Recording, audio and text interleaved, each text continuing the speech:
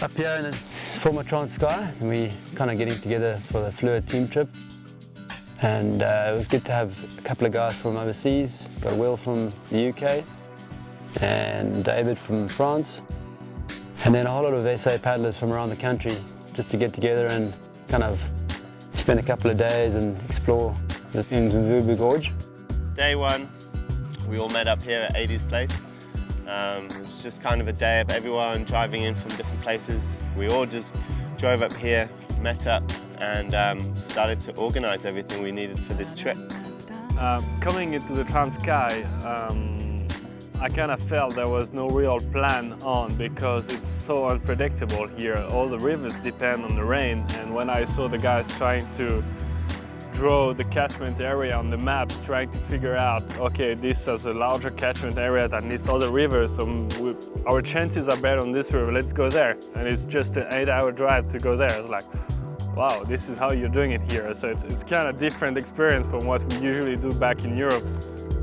Yeah, we're just packing up. We're heading out on the Vubu for 4 days, 5 days, 4 nights. Just packing up the food. It's going to be pretty heavy, heavy boats, lots of food for the whole trip. Everyone's getting ready at the moment, getting their boat sorted and packing up the food, and then we're going to head off hopefully in a couple of hours and get on the water. We have a plan. The plan involves knowing where we're starting from, and that's about it at the moment. So the trip started with a very, very scenic drive through the Transkei, trying to get to a put-in, trying to get down to the river with the cars and the kayaks. And the more we were driving, the more scenic it got, but also the more isolated it got. And it's really something that you don't get to experience really that much in Europe, because everywhere you go, there's a road, basically. There's a village, there's a phone line, there's everything. And here it's just the opposite. The further you go, the more lonely you feel you are. We packed up from here in the morning and left from here about lunchtime, and it took us about 4 hours to drive to Welsh Bridge, which was where we started the trip from. So we got there quite late. We got there about 4:30. By the time we got on the water, we didn't really have very long to paddle. We only had maybe an hour, 2 hours tops of daylight. So we got to the river, everyone got changed, we got in our boats and we just put on, and it was just nice just to get a couple of kilometers under the belt until we found a nice camping spot. So yeah, the first day we maybe only covered 3 kilometers, but it was just enough just to get into the trip and get a feel of things, get a nice camp set up, and the next morning then was when we started to really push for the trip.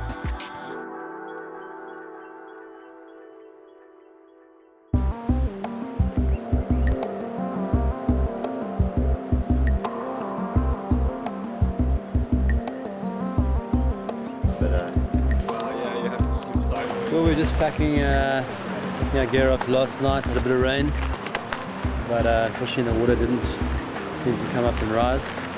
But it might come down still, and but today seems like it might channelize quite a lot, get some nice features, and we're going to go into quite a deep gorge, so it should be spectacular regardless.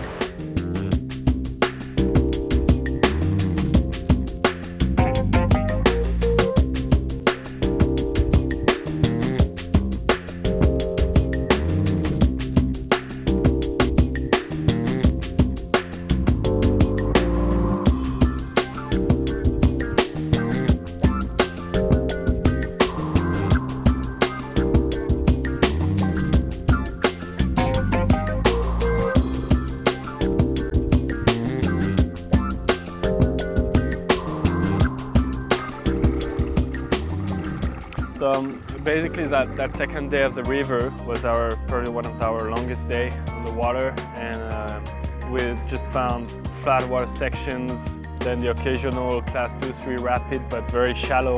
You can see with the levels, being very low, that there's evidence that if you go down a higher water, it's going to be quite nice and exciting.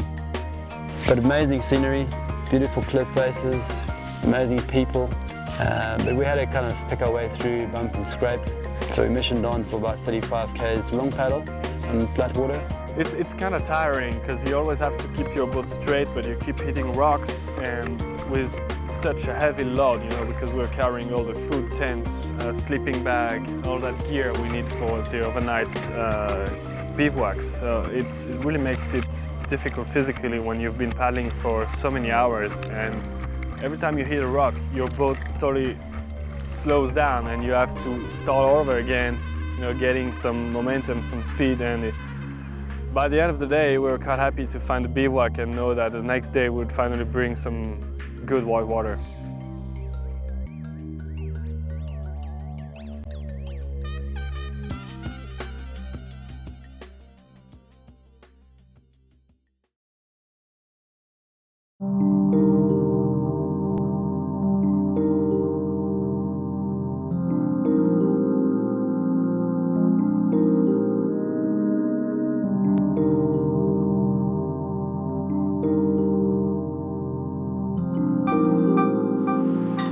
So today we're about to put in, and we're approximately 3-4 k's from the big fall that we know exists a bit further down the river.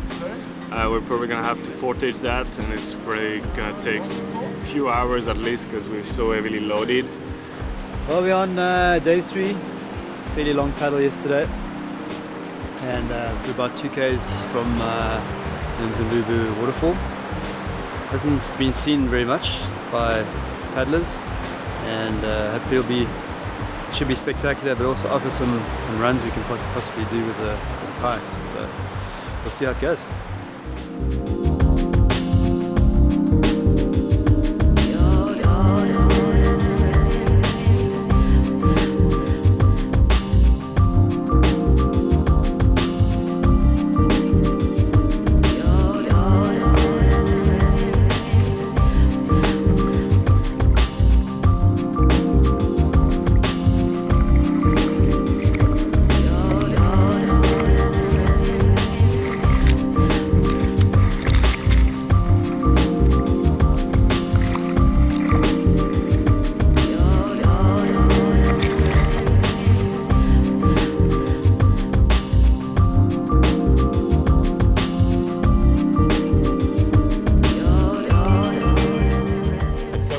Down there that day, and we approached the waterfall. We got out and we spent a good bit of time there. To start with, on the river left, it's a huge waterfall, maybe, I don't know, maybe 70 feet, pretty big.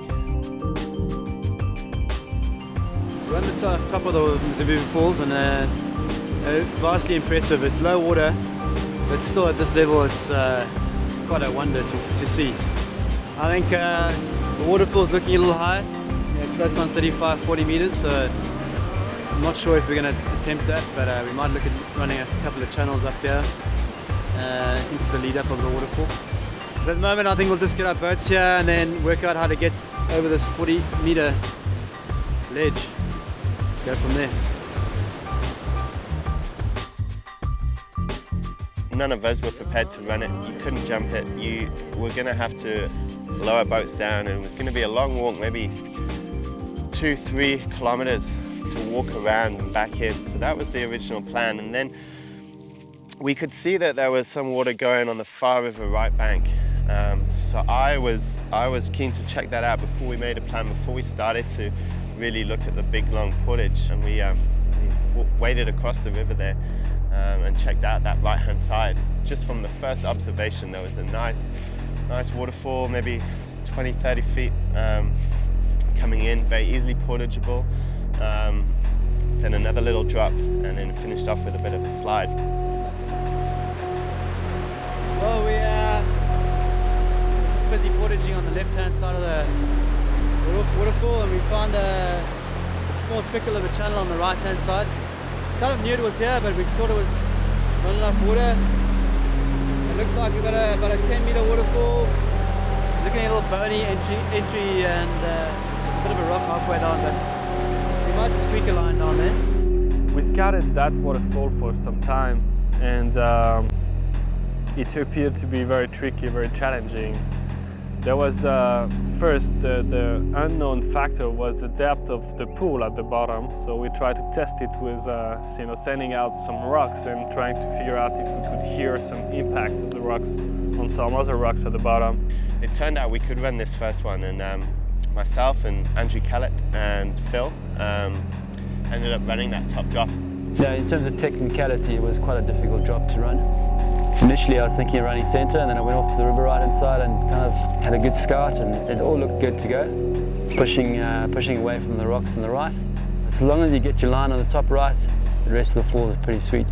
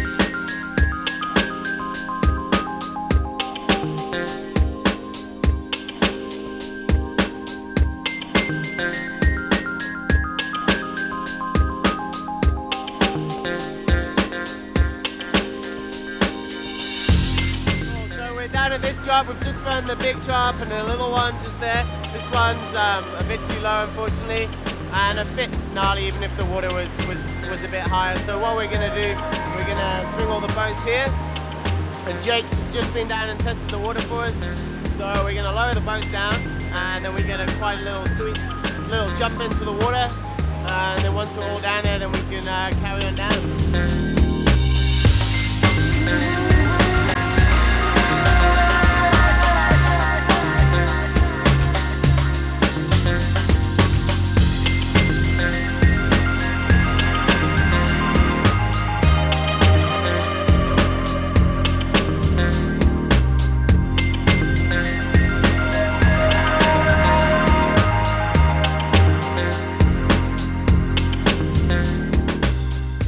From there we basically just cruised on, and we just paddled just around the corner a couple of K, and had an early day then. We finished sort of nice and early, which was pretty nice. We just sort of chilled out on the side of the river. Everyone had plenty of time to sit around and to cook some food. Yeah, so the cuisine on this trip being an international kind of team trip varied from everything from David's fondue, cheese fondue, which is quite impressive. Not seen that before on the river. It's nothing better than a fondue in a deep gorge in South Africa. So we're sat in the middle of nowhere on the side of the river under a little tarp, and we were eating cheese fondue, and I think it's the first time I've ever eaten cheese fondue, and it was a pretty cool place to eat it.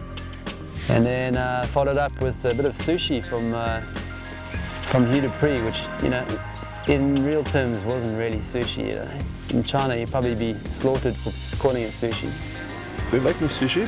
We made the sushi rice, with some rice vinegar and salt, with sugar, with cut vegetables, the nori, and some tuna.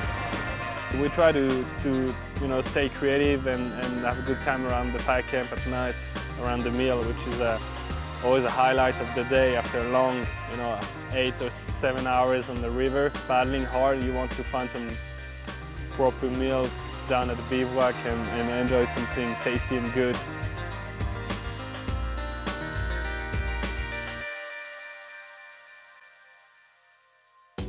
Yeah, being my first time in South Africa, it's true that in this country, you get to see such a high level of contrast between, landing in Johannesburg, where this brand new airport is super modern, and just 2 days later, you paddle down that gorge and you see those people living in huts.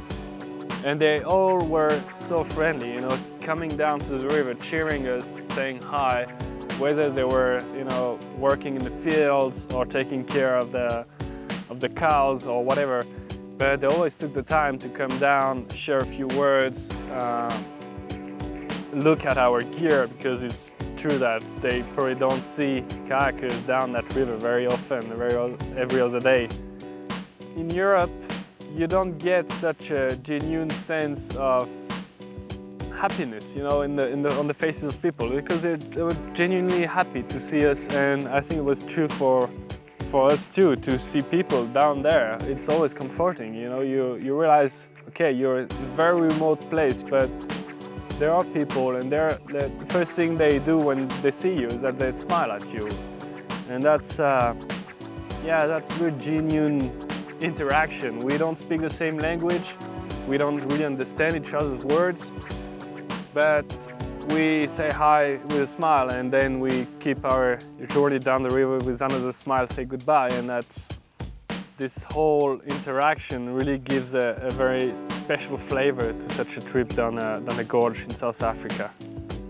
The last 2 days on the water, it was just a case of getting up early, packing up the boats, getting on the water, and just putting in the miles. It's mostly flat water, with a few cool rapids, a few fun rapids, which were definitely nice. Splash a bit of water on your face, wake you up, make you think a little bit, but nothing too full on. Everyone went at their own pace. It was kind of everyone paddling on their own, everyone in little groups just chatting on the flat water, but really just getting down and putting in some good miles behind us.